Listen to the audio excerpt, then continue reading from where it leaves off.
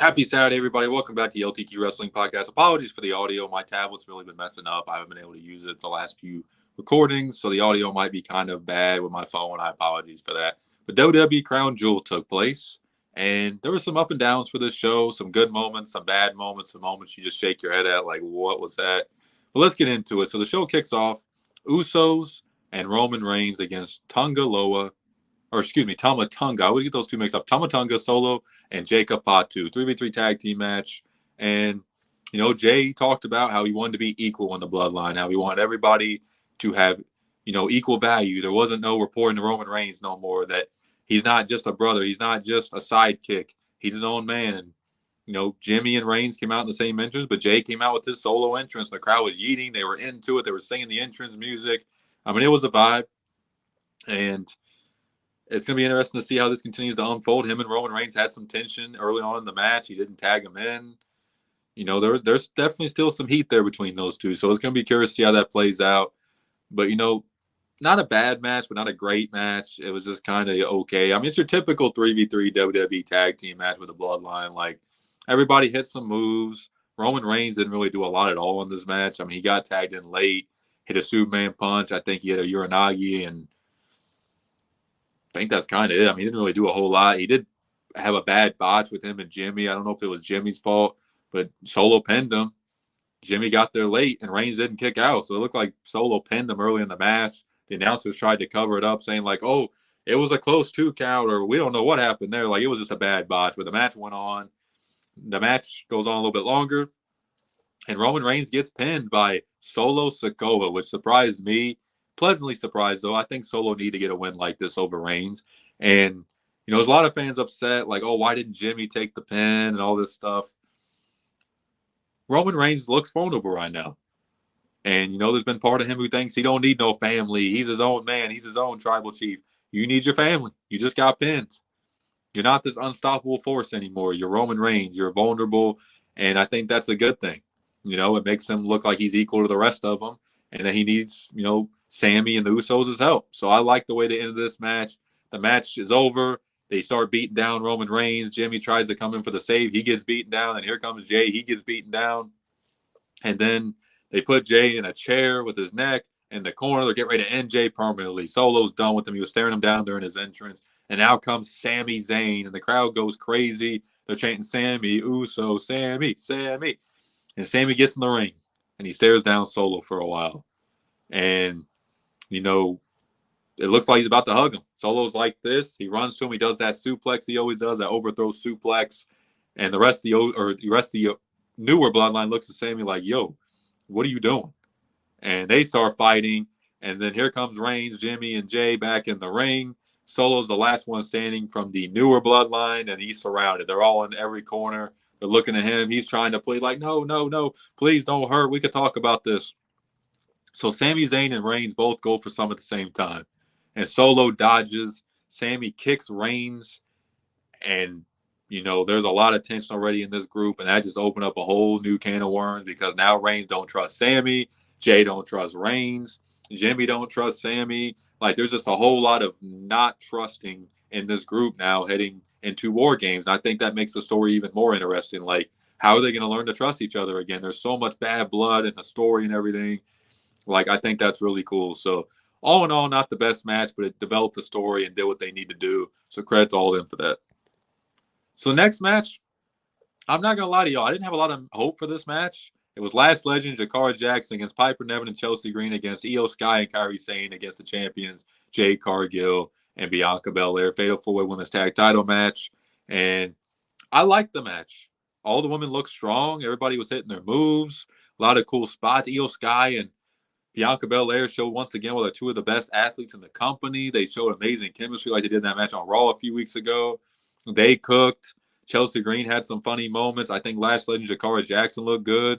Like, obviously Sky and, Kairi Sane are always going to look good. Like, every team looked good. Everybody was hitting offense. They were exchanging moves. They were doing some nice tag team maneuvers. They were outside the ring doing dives. And I mean, this is what I would like to see in a match: is every team looking strong or every person looking strong. Whoever wins, wins, but at least nobody looked really like just completely weak. It ends up ending with Cargill and Belair retaining. They hit their finisher for the 1-2-3. Most of us expected that to happen. Not really surprising there. And, not really much. I mean, there was one botch, but not really much for me to say bad about this match. I thought these women went out there and put on a show. So credit to all 4 teams in this. And hopefully we get more women's tag team matches like this in the future. So next match, another feud I've been enjoying. Big Bronson Reed against Seth frickin' Rollins. 1v1 match, the first of their feud. And the match started off quick.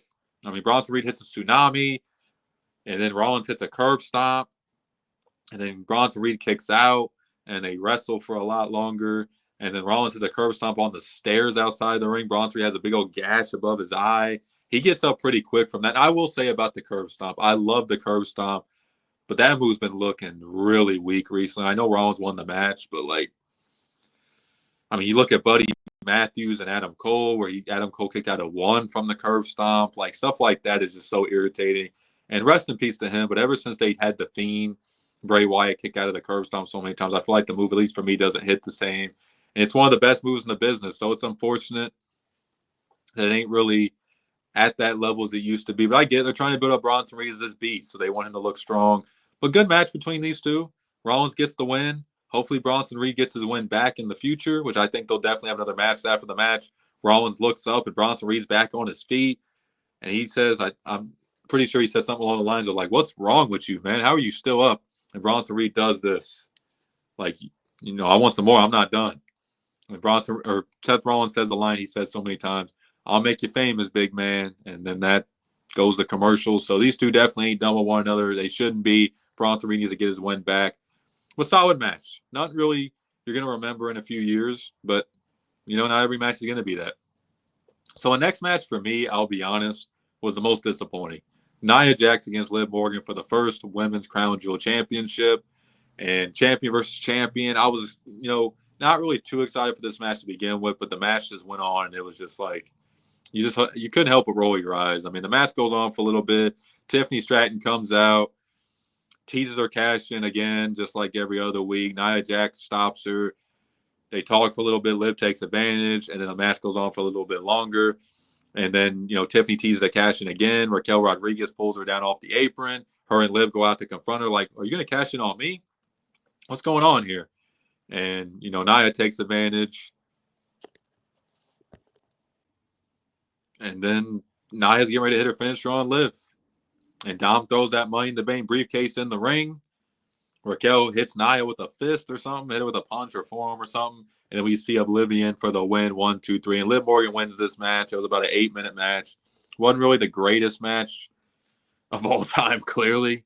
I mean, it was just disappointing to say the least, between the cash-in attempts every week from Tiffany Stratton and everything. And it was hard to care. Unless Tiffany Stratton cashed in and won, this match was pretty much just a match to get Liv the Crown Jewel Women's Championship. And that was it. I mean, not too much else to say about this match. This was a letdown for me. And I'm a huge Liv fan, but this match just did not hit. So we had Kevin Owens against Randy Orton, or it was supposed to be Kevin Owens against Randy Orton. They both come out, do their entrances. Randy's getting done with his entrance, and KO grabs a chair and hits him in the knee with a chair. And an all-out war breaks loose. They're beating up referees, and they got agents out there, and Jamie Noble took a spot. I mean, I think they had Nick Aldis out there trying to break these two up. It's getting physical. KO's trying to hurt Randy, and Randy's trying to hurt him. It's just a physical feud. These are two of my all-time favorites, so I'm going to enjoy this feud no matter what. But I'm surprised they didn't have a match here. Maybe that was by design because, they didn't have a lot of time left on this card or whatever the case may be. But I enjoyed this. It made KO look good. It made Randy look good. It shows KO means business as a heel. He ends up getting the last laugh in this brawl, and he walks away, and Randy looks like he's going to be hurting for a few weeks from this brawl. So this feud's far from over. I think KO's going to eventually win this feud. I know there's fans out there who say Randy's been losing a lot on premium live events. I'm not going to argue that. But KO just turned heel. Him losing his first match as a heel would not look good for him. So I think KO is going to win the first match these two eventually have, and Randy can get a win back, and maybe that's Cody's next challenger is KO again. I mean, I know he faced him, but he hasn't faced him as a heel. So we'll see how that continues to develop between Randy Orton and Kevin Owens. Next match. This match was great. LA Knight, Andrade and Carmelo Hayes in a triple threat for the United States Championship. Very good match. Very good pacing. Not really slow, not really too fast. It just had a great pace to it. Hit very good spots. All three looked strong. Carmelo Hayes almost had the match won when he hit his leg drop, I thought. LA Knight kicked out. Him and Andrade go at it for a little bit. And LA Knight hits a double finisher. 1, 2, 3. He's still United States champion. And he's had a good reign. I mean, Logan Paul's reign was really a letdown. He was just there to kind of be the face and kind of sell. I don't even know what. I guess the objective was to kind of just have Logan Paul get more interest in the product, really, by having him champion. Other than that, he really never defended it, which is unfortunate because the guy is a hell of a worker. But LA Knight's doing a great job, and hopefully he continues to keep up. So the main event, the match most of us have been waiting for.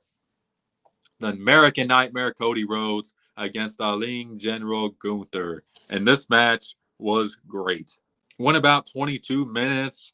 Both kicked out of a finisher. Cody kicked out of the power bomb. Gunther kicked out of the crossroads. The match ends when when Cody goes for the triple crossroads. Gunther counters it. He goes for the Cody cutter. Gunther counters into a sleeper, but then Cody counters the sleeper into a pin. 1, 2, 3. Cody Rhodes is your new Crown Jewel men's champion. The first ever, new and first ever Crown Jewel men's champion. Really thought Gunther needed this win more, but I understand why they went with Cody. Good match overall. It definitely lived up to my expectations. I didn't want it to be like, Liv and Nia was like a 10-minute match, just not really went on. So thank goodness they let this match go on a while. Maybe that's why they cut some of the other matches short. Who knows? But that's what a lot of fans have been wanting. They wanted more than 5 matches. And unfortunately, some matches are going to be cut short when you do that. So you gotta take and give with those certain type of things. But overall, I'll give Crown Jewel a C grade. I didn't really think it was anything spectacular. It was okay. Not nothing I'm gonna remember 2 months from now.